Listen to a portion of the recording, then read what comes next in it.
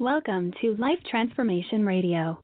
This show is all about life transformations and our journey from where we were to why we are doing what we are doing today.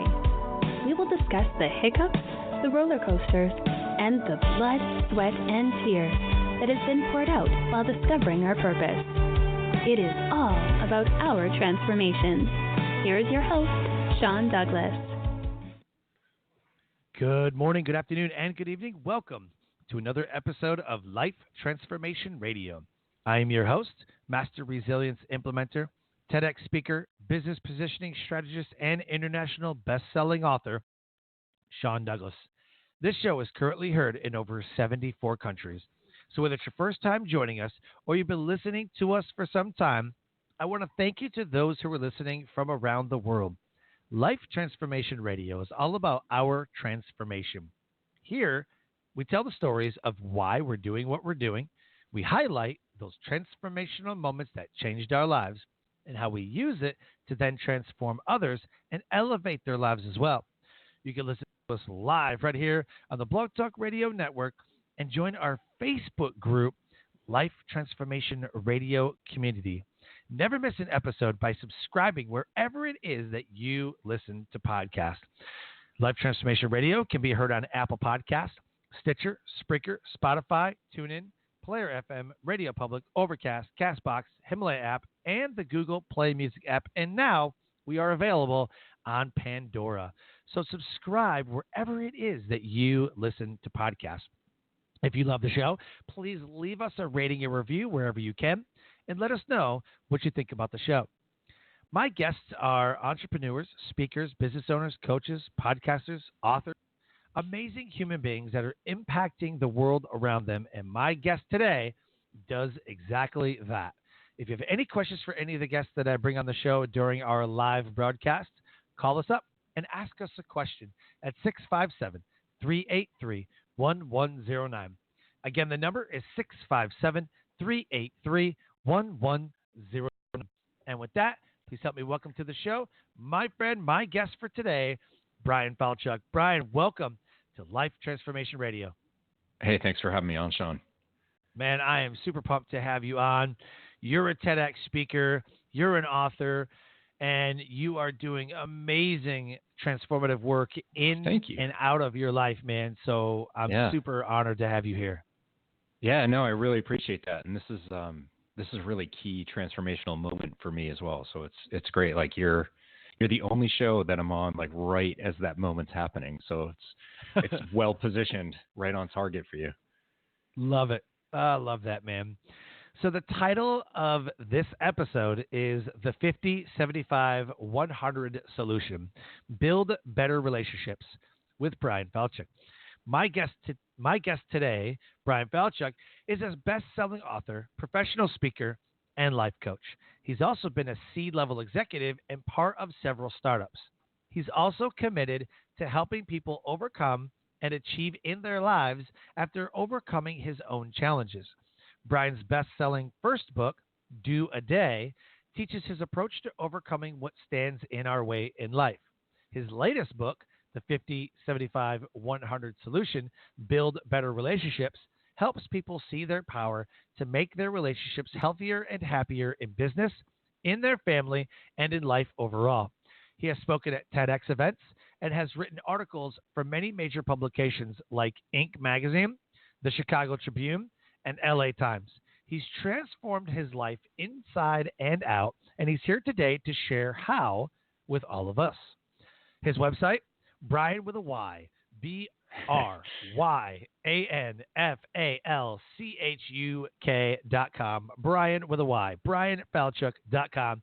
Facebook, Twitter, Instagram is right there in the show notes. Connect with him on social media and send him a message letting him know that you heard him here on Life Transformation Radio. And if you want to listen to his TEDx talks, go to BryanFalchuk.com/TEDx. It's right there in the show notes. So, Bryan, my first question I have to ask, my friend, is the most important question you can ever ask yourself, which is why? Why do you do what you do? Yeah, it's really interesting, Sean. If you asked me that at any point in the past, 10 years, the answer would be evolving. And I think that's probably the best piece of it because I keep digging into it as I do more and more work. But ultimately, the thing that is so important for me is feeling fulfilled in life. And the way that I do that is by knowing I'm helping. I'm kind of a fixer by nature. So whether I'm helping people or organizations or anything, that's where I feel my purpose from, is that sense of gratification and completion from knowing I've had a positive impact on the world around me, people, places, things, etc. So that's, maybe a bit too generic for some people, but it's something I feel on a daily basis. And when I reflect every morning on like, okay, what am I doing today? If I feel like what I'm doing is not adding to the betterment of what's around me, then I don't feel myself charged up for it. So I know it's resonating because that's like, this operates deep within myself. For sure. What I love about it and what you brought up is that you said it's too generic. And what's interesting is that it's my why. Yeah. So I don't well, sure, yeah. Too generic for people. I don't. It's what, and you said, I don't care because I feel it. Yeah. And I was like, yes. Yeah. Yes. Like, it's my why. It's not my wife's why. It's not my children's why. It's not my mom. It's not anybody else. It's mine. It's what I think, feel, and believe, and what my purpose is. Yeah. And it's not my right now why. Like, that's why it's not. No, but that's why it's not more specific. It's not like to do this by this date. Like, that's a goal. That's not a why. Sure. Right. So my goals come from that. Yeah. I 100% agree with you. Yep. 100% agree with you. Moreover, it's the fact that it doesn't have to be complicated. You proved it. Yeah. Okay. It is. Maybe it is generic. Maybe it is. It's pretty broad. It's generic, whatever you want to call it. But it just proves that it doesn't have to be a complicated why. Like you said, I don't need to influence 1 million people by this month and this date and this year or whatever. This is what I think, feel, and believe. And so for everybody who's listening who doesn't have a why, who maybe doesn't have a purpose, and they're looking for this dare to be great moment, it doesn't have to be that way. Yeah. It doesn't have to be super complicated where you have to take 20 minutes to explain to somebody what that is, what your purpose is. Yeah. No, it's that North Star. It's the thing that lets you decide between two priorities that you have. It's that thing that when you're struggling, if you connect with that, either that's what gives you the power when you dig deep to push ahead, or if it doesn't, then maybe that thing you're struggling with is not a thing you're supposed to be struggling with.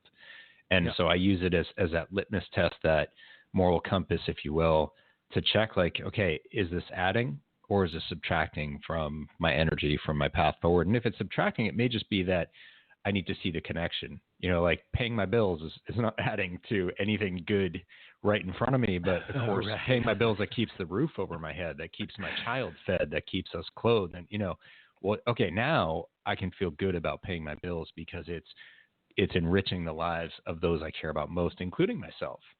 So it's, it's this really great way to just keep coming back and find the positive, the additive power in even things that may not feel that way in the moment. So that's how I know that it's working for me. Love it. Absolutely love it. There's a video floating around Facebook that I saw yesterday that I was just literally dying laughing. It's a video about game night, and this family is playing Monopoly. Mm-hmm. So the kid takes the dice and he rolls, moves his piece, and he starts crying. And mom's like, "What is the matter?" He goes, "I didn't want to land there." And I'm like, wow, okay. Sounds like my kids, right? Yeah. She goes, "What's so bad?" He goes, "I have to pay taxes," and starts crying. That kid's heard a conversation a few times at home, I think. Right? Yeah. So the mom's like, "What's wrong with that?" And he goes, "It's the worst part of the game." And he's like giving money to like the taxes, right? He's like in the pay luxury time, whatever it was. She goes, "That's life." And he goes, "I hate it." Yeah. I was done. I was like, geez, wait until you're like 18, kid. Wait until you're 30 and have a family, and you got to figure out, right, the new tax system. Where you're like, you got to pay let's go taxes to for H&R someone Block. else. Right? Yeah. Right? Or you end up owning a business, and you got to go through every business expense you've ever spent in the last year, because your numbers are off or something. Like the kid was probably like, I don't know, 10. That's great. 10, maybe 11, something like that. Yeah. It was so funny. So, yeah, man, you may not like to do it, but it's just, it's a part of life. And I figured out a long time ago, there's two things in life you can't get mad at: things you can change and things you can't change. If you can't change it, then accept it, which acceptance is hard for some people. But if you can change it, then just change it. Yeah. Yeah, absolutely. Very true. So let's talk about your transformational moment. This is my favorite part. I love people's moments of transformation. I don't believe that life is all sunshine and rainbows. No. But most of our transformative moments are some of our worst moments, but turn out to be some of our greatest moments. Yeah. So talk to us about your transformational moment that put you on the path to what you're doing today. Yeah. So my transformational moment was June 30th, 2011. And the backstory, the setting is I was 32 years old. I had grown up in like a lot of Americans, family that came apart, pretty nasty divorce. And I was the youngest of four, and I was pretty young. So my parents weren't really attending to my feelings. And to be fair to them, I didn't really understand what those feelings were. But I developed a really strong sense of anxiety because this basic feeling that kids have, this basic need, is to feel like everything's going to be okay, like they'll be taken care of, because they can't do that for themselves. And as a father, I see that alive and well in my own child. So, I didn't feel that. And so I turned to food for one, to try to fill that hole. And it filled it in the short term, like on the course of a few minutes, but then I was still left empty. So I had to turn to more food. And so I became really obese, really anxious, constantly feeling like the sky is falling. And, I said I'm a fixer. I think that's directly come out of the way I grew up. And I went on to be a management consultant. So like my job was to go around seeing the sky falling and fix it. So it was sort of like reinforcing the anxiety. It's not all negative. I had a lot of, I'm very self-sufficient. I can take care of people really well. I can step in and solve problems before they blow up. Like there's a lot of pluses to it, but the negatives are, show up in my behavior, just the way I am to be around. Just made me very reactionary and very quick to kind of freak out and only see the logistical burden and not necessarily pausing to not do things to reflect on the emotional journey and the emotional burden. And this context led to this moment in 2011 where my wife and I had a 2-year-old child, and she became very sick to the point that every day she was just losing more and more weight. She was losing 2 pounds a day, became bedridden, in extreme pain, and no one knew what was going on. And the doctors were getting very dismissive, just sort of saying, "Oh, you're doing this to yourself. You're just worrying too much. You need to relax." It's like, well, she may be, but there is something going on. People don't just randomly lose weight like this and have all these other symptoms. And this moment, June 30th, her doctor called me to say he was going on vacation for 6 weeks. There's nothing else they can do. He'll check in with me when he's back. And I was like, there's no check-in when you're back. She's not going to make it that long. And he just goes, okay, I'll take her to the ER. And he hung up, which probably not the right answer. I hope he had a lovely vacation. But yeah, it's like, someone weighs like 100 pounds, 2 pounds a week is they're not going to make it for 6 weeks. Right. So I walk back into our bedroom and I see my wife in our bed and our son standing there looking at his mom, basically dying in front of his eyes. And that's like, he turned and looked at me, and that was my moment. That was my transformation. It all hit me, not the gravity of the situation. I was well aware of that already. And that was certainly triggering my anxiety in full force.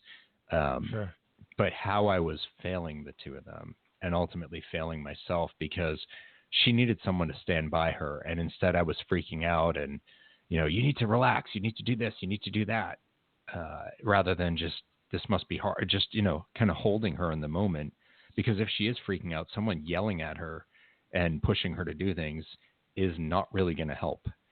Right. And, for my son, like reflecting on my own childhood and feeling like things aren't going to be okay, he's watching this happen. And, if he's like, Daddy, play with me or read to me or whatever, I'm freaking out about, I got to cook, I got to clean, I got to, run errands. I'm also working full time somehow and taking care of the two of them, and also facing like losing my wife in my early 30s when we would be talking about having another kid. Instead, I got to be thinking about it's just me and that kid. It's just pushing my anxiety over the edge. So my reactions to him are like, I can't do that. I have to go do this. This little kid's just kind of left in the wake of, well, let me put it like this. I love him more than anything. I want him to be happy. And if he's going to lose his mother at age 2, that's obviously going to have an impact on his happiness. And if his only shot at happiness is in me as his parent, he's screwed. And that was the most profound thing that hit me, because obviously I don't want that for him. So it forced a really strong wake-up moment to reflect and to say, what am I doing with my life? And I woke up the next morning and, we talked about my why. Like, that's the first time I really felt in touch with a purpose that's more than just like jump in and do stuff, which is not the most inspirational phrase. I was like, okay, this feeling is still here and it's really different. And if I don't grab hold of this and dig into it, it might go away. And this is my last shot. Because all through my life with my obesity, like, I'd lost weight, but at this point I lost 100 pounds as an 18-year-old. Wow. I put half of it back on at this point. And I'm sure I would have put on more than the other half. Like, I was living life blindly and reactionarily. I don't know if that's a word, but it is now, reactionary. It is today. Yeah, there we go. So I was like, this has to be different. So literally, like, over the course of just minutes, I was like, this is what is directly in front of me and hurting me in my life that is 100% in my control. I can't just, snap my fingers and make my wife okay. I can't just snap my fingers and make my child's life the way, like, the idyllic picture that we had always had in our mind. But I can do something about my wellness. I can do something about, I had a very political situation at work. The company was changing. The founder had passed away and things were really changing. And I just not cut that way. So I was becoming more and more unhappy. So, like, I can do something about that. I can start the process of looking for a new job. And most importantly, I can stop making excuses for why I can't go talk to someone about my anxiety and do something about that. And so I did. I did all three of those things. I got my weight under control. I was ahead of schedule in that because I went at it with purpose and intention and, that why motivating all of it. I ended up finding a new job.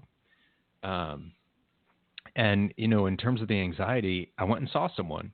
And instead of being like, I can't make, 100 appointments work. I don't have time for that. It was like, I just need to make one work. And so I did. And when that was done, if it seemed to be helpful, I just had to make one work again. And so I took it in this single goal, single focus point, instead of looking at all the weight of everything lying in front of me. And when I start to apply that to how I'm going about the pressures that I'm feeling, they're not as big anymore. It's like, you don't lose 100 pounds in a day. That's why I never started for so many years.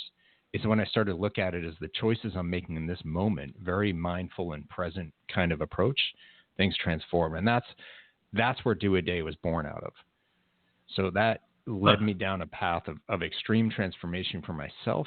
And I was really open about it. And so people came out of the woodwork, friends, family, and people who knew them saying, hey, I'm seeing you do this. I'm struggling too. Can you help me? Because not everyone wants to have a moment like I had in 2011. And I should say my wife is still alive. She's alive because she had her own transformation through this process. She still battles with her chronic illness, but it's not challenging her life anymore. So did they find out what was wrong?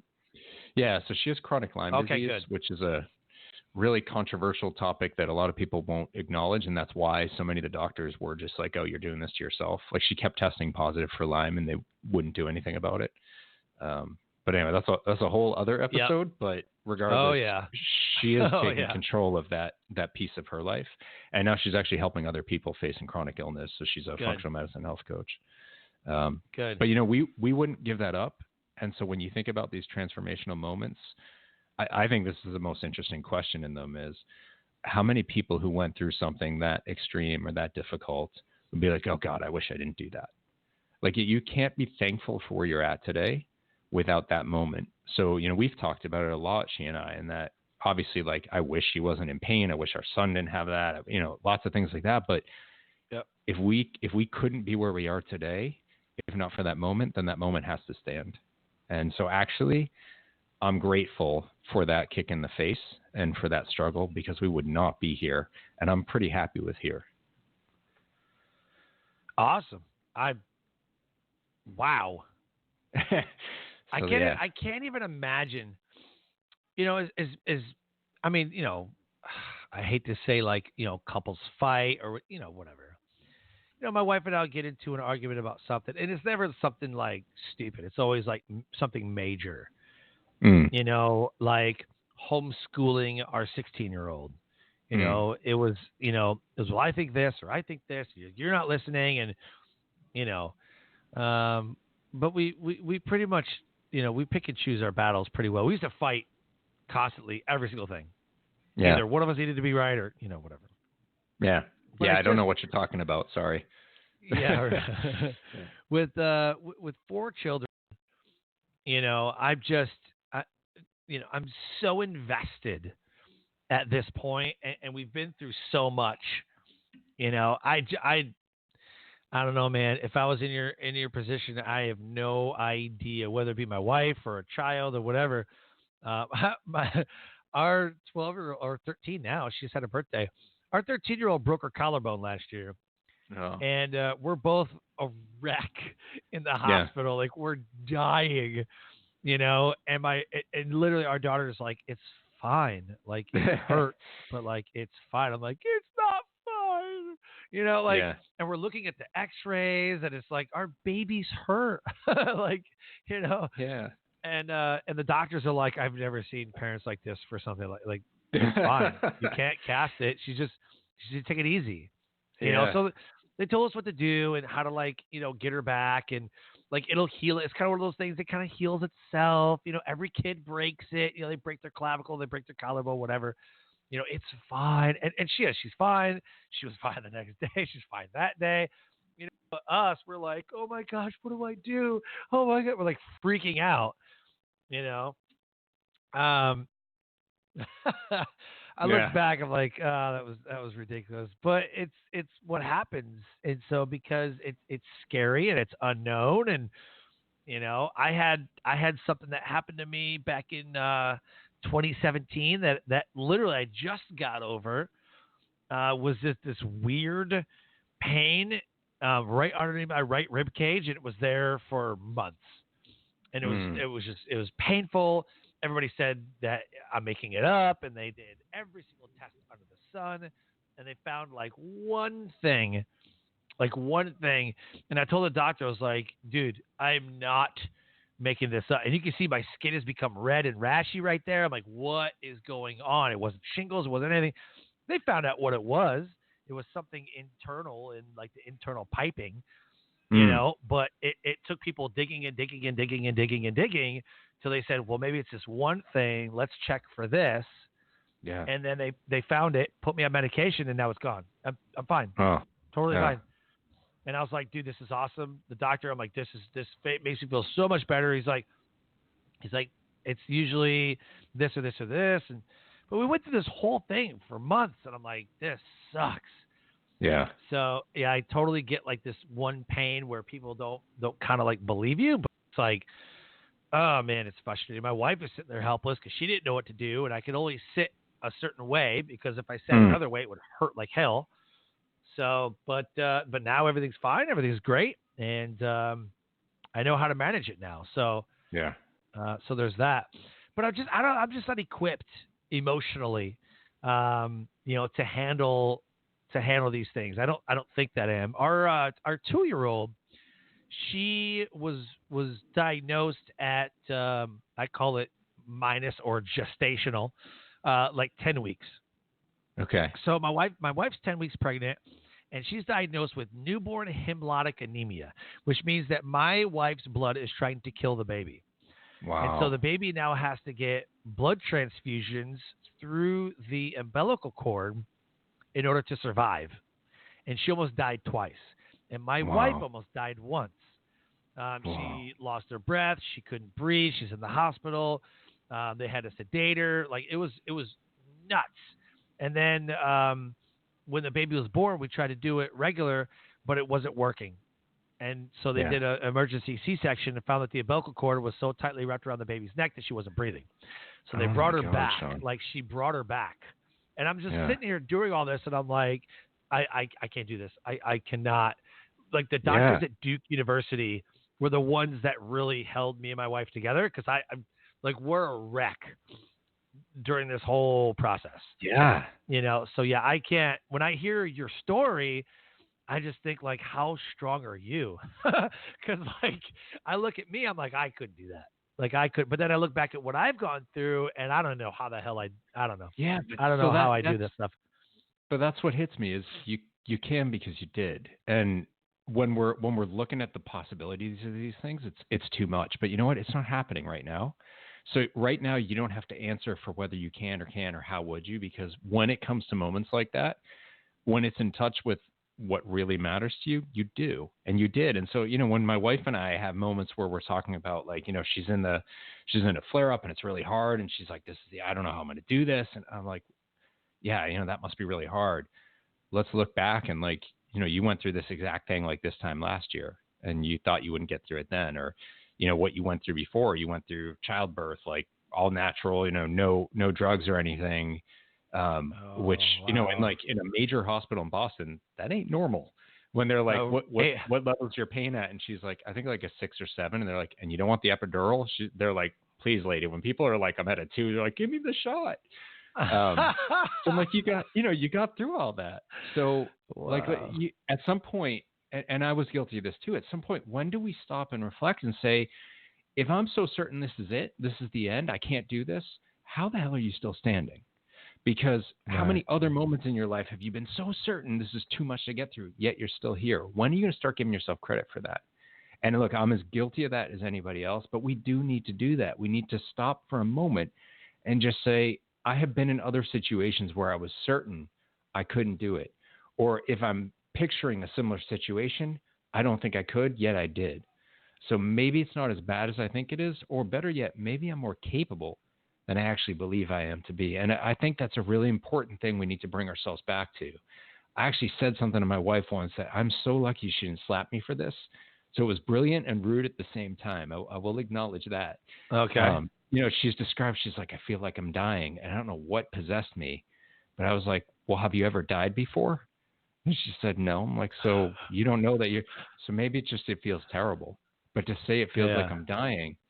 So thank God, maybe I was just out of arm's reach, but like that, I think that was a slappable moment, but it was also truth, right? Like we haven't died before. So to describe it with such finality, it said something internally. So let's frame these things differently. This is really hard and I'm not sure how I'm going to do it versus this is really hard and there is no way to do it. Right. Oh yeah. 100%. I would have brilliantly said the same thing, because to me, it's like, I feel like I'm dying response. And you're like, are you though? Like not to minimize the situation. Like now to speak to your point, my wife I don't know. I think one thing, doctor says another. The nurses said the doctor doesn't believe in the epidural. So on our third child, my wife's like, when am I going to get it? When am I going to get it? He's like, well, you're not there yet because I don't want it to wear off. You're at like maybe a 4 to 5 centimeter. Not really there, but we're going to do the blood work. So we're waiting for the blood work to come back. And she went from 6, 7, 10. Oh my God, the baby's coming. Like it was so fast. So we're taking forever. And then all of a sudden the baby's coming. And the doctor's like, oops. Too late for the epidural. Have to deliver. Yeah. My wife's like, no. Well, the nurse has said that this is his thing. That's what he does. Every time he delivers a birth, this is what he does. Like, really? Yeah. Like, do we sue him? Like, that's not fair to the woman, but whatever. I digress. Yeah. So my wife had to deliver naturally. Yeah. And so now it's almost like in your back pocket. Like, I feel so bad. I'm like, really? Like, you Yeah. delivered naturally. Like, Yeah. really? So sometimes she's like, my stomach hurts. I'm like, I don't. I've had kidney stones. You've had birth. I Yeah. think we've experienced the most amount of physical pain possible. Like, you know, but again, I hate to minimize how she's feeling, because then I Yeah. feel like I'm insensitive, and then she wants to hate me. So Yeah. Yeah. No, this has turned into a very good husband's conversation, I will say. We walk into it every day. right, Yeah. yeah. So for the men listening, you're not the only one. Yeah. Yeah. Right. I mean, but that's, in a sense, like that kind of, that's what this new book is about. And the title of the show is, actually writing the book was born of struggles in my marriage. And actually a lot of it Love it. came out of what happened in 2011. We both kind of got into roles. Like I almost described myself as like that guy who worked there in the house, because I got into doing all these things because she couldn't. And then, I'm burnt out. And it's not that I'm resentful, but I'm not really feeling like I'm doing so much and not necessarily appreciated for it. And that wears on you. And it's like, I don't necessarily need thanks, but I don't want to get beaten up for doing all this either because of how I'm doing it wrong. Or, it's like some wife would like complain about eating the same thing because I'm on a really restricted diet and I'm doing all the cooking. And so I take it really personally. It's like I'm putting so much of myself into doing Right. you, and you're like, oh, this again. It's like, that's not my fault. And I'm putting my own needs aside so it hurt. Sure. And we got in this back and forth, and I ended up working at a job in Atlanta, so I would commute from Boston every week, and so I was only home 2 days a week. And in those 2 days, I'm doing all the cooking, cleaning, grocery shopping, all that kind of squeezed into this 48-hour period. So it's rough, and I'm like, sky is falling, fix it mode 24/7. Yep. So our relationships, like, we're just not connecting because there's no time. Because as soon as like the lights go down, I'm out. There's no talking to me. There's no watching TV. Like, I cannot stay awake. And so we're just growing further and further apart. And we start butting heads about stuff more than usual. And it starts to get to a point where like our marriage is actually, it's not a given anymore. Like I don't know if I want to go so far as to say is in jeopardy, but that's probably the right way to describe it. Sure.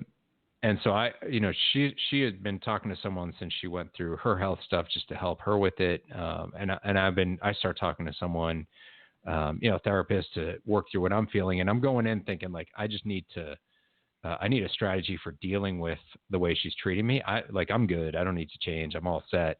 It's really just like, how do I cope with the way she's treating me? And that's pretty normal. A lot of us are like, well, it's them. I just need to be able to kind of keep my mouth shut more so that I don't make it worse.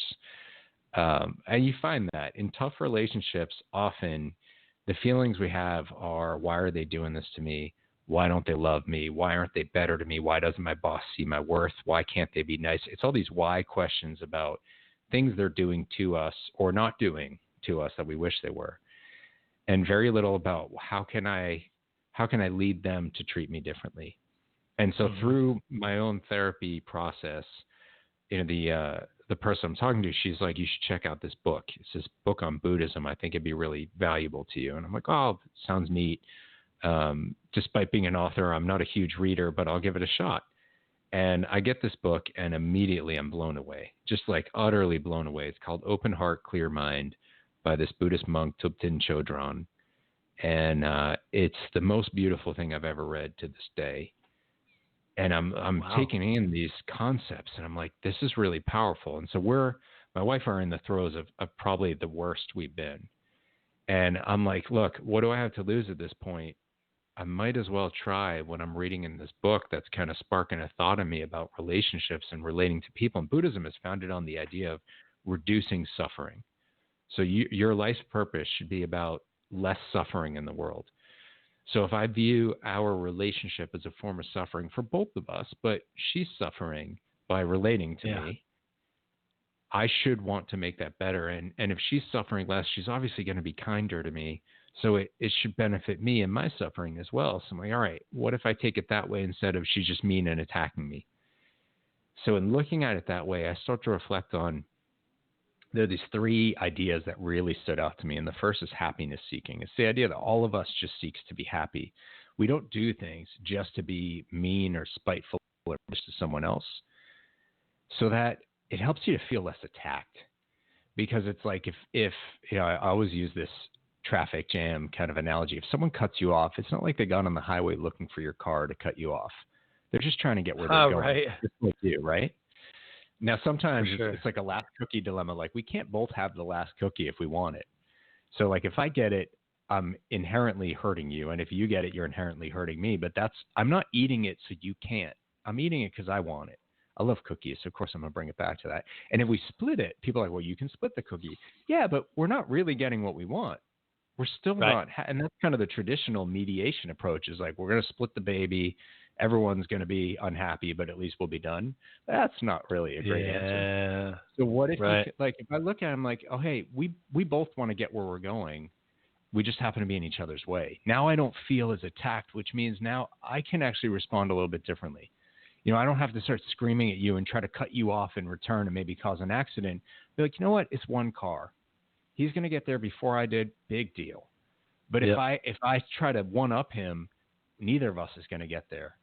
Or then he's going to do it back to me. And maybe this guy's kind of loony. Maybe he's going to get aggressive with me, or I have no idea. But if I just relax and feel less attacked, maybe I can do differently. So that was my view in that moment is, look, she wants some form of happiness, and for whatever reason views me as blocking that. Now, it means she may be misinterpreting me and taking me as a blocker when I'm not, which is how I feel. And like, I feel like she doesn't understand me. Or it may be that our two definitions of happiness are butting heads and we just haven't gotten to the root of it yet. But either way, it doesn't mean she hates me or she's just doing this to be mean. And so that let me just step down my anger in the moment. And so as she's coming at me with all these accusations and what I feel like are misinterpretations and invalidations of my feelings, I didn't have to yell back, and I didn't have to explain to her why she's wrong, which is my general approach. Is like, let me just mansplain to you right now why your thoughts are wrong. Mansplaining, right? So she goes off on me, and it's pretty nasty, and she's characterizing me in a really unpleasant light. And, there's a piece of me that's really hurt by that, but I recognize, like, she's hurting, and I haven't gotten to why. So let me just sit with that for a minute. And I just said, her name's Sharon. I said, Sharon, I love you. I don't like how you're feeling about me, and I don't like the things that I'm doing that are upsetting you. This is not what I want for a marriage. Right now, it doesn't seem to be the time for us to go through this. It's not working. So I love you. I'm going to go upstairs and go to bed, and we can talk later. And as I'm walking away, she throws some nasty comment at me, which is kind of the way our dynamic works, right? In the middle of the fight, you walk away. They say, normally I would turn around and come back and be like, no, I'm not this. I didn't do, like a real, like some kind of, tit for tat. And instead I did come back. I just looked at her again. And I just said, I love you. This is not what I want for us. I want you to be happy too. Let's talk when things are calmer. I love you. Good night. I made the point of saying I love you a couple times, and I'm walking away. And, again, she throws out some little comment, but I just kept going. And I knew this was different because I slept that night. And any other time we've had a fight, I can't sleep. I'm just not, like, the sky's falling. I don't just chill out. But I slept. And it took a couple of weeks of me sticking by that approach, but something changed. And it opened the door for us to have more of an ability to talk through and to not get in this like pointless, childish kind of immature, like I always say, like my mother used to say when I was a kid, like, find yourself a new mother. I was like, well, that's really not helpful. Like if we're disagreeing, like what's that solving? But like that kind of response is not going to get us anywhere. So yeah, there's some of that, but we're able to, like, I lashed out at her a few weeks later and I caught myself. I said, I'm sorry. I'm reacting to our old styles. And that's not what you were doing, and that's not fair of me. I'm really sorry for doing that right now. I love you, and I hope you see that. I'm sorry for that. And she came over and gave me a hug. And normally it'd be like, oh yeah, you're just trying to trick me now, and like, it's working. And this is where I started it started to open up this idea that, like, and this is where the numbers come in. In any relationship, we feel like we don't have control, and we feel like we don't have agency to make it better when it's all these whys about the other person's behavior. But actually we do. Like, we own our half. That's the 50. They own their half. But their half feels like off limits to us. And actually, we can influence half of what's going on with them because it comes from a reaction to our behavior. So what if we're behaving differently? And that's what the book is all about, is how do you not just control your half differently with these 3 principles that I go into, but use that to affect change in them. And so now you have control and influence over at least 3/4 of the relationship problem, which, rounded up, you get to 100 pretty quickly, 100% better when you can start to affect that kind of change in the relationship. And that's the backstory and the notion behind the book. But this, going back to my why, if my why is to help others, like my first book definitely helped people, and the one person reading it, it could help them to change their life. This one is exponential, because if you're reading the book, not only will you be better, I hope, but the people around you who you have relationships should also benefit. So instead of helping the one person reading, maybe I can help 10 people with one book. And so it's like, wow, this is so, back to my why, like, I am so amped up for this, because I feel like the impact, maybe saying on the world is too big a phrase, but I'll go there. The impact on the world could be real, and that's unbelievably rewarding. So I'm so thankful to be able to put this out. I love it. Where can we get the book? Where is it available? Yeah, so it officially comes out tomorrow, but you can pre-order it, and even I think Amazon's got it live already. But 5075100.com. The number is 5075100. There's a little green button that says "Get the Book." It'll take you, like, it's available everywhere, so you can get it on any platform. But that's an easy way to get out to, Amazon. It's in print, it's on Kindle, Nook, Kobo, Audible, Apple Books, Google Play. Wow, even with Audible already. Yeah, I already have ratings on Audible. Yeah. I learned that the first book, like the audiobook, is a lot of people like to listen on their commute.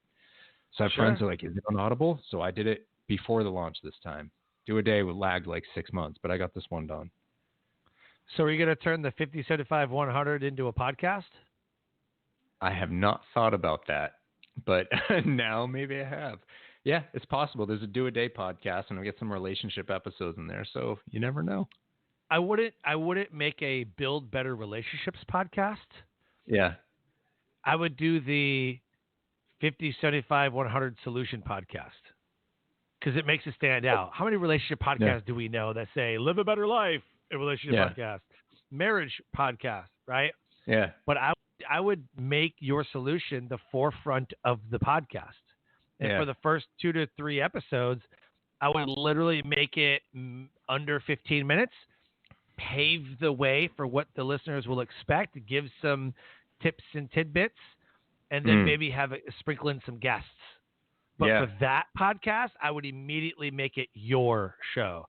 And maybe have a couple of relationship experts or whatever you want to do, but literally your show, and have a conversation like we just did. I mean, you're going to be by yourself, but or maybe it's you and your wife. Maybe it's you and your wife's show, right? And you're like, remember that time, babe? And you just share stories back and forth, like you shared with me.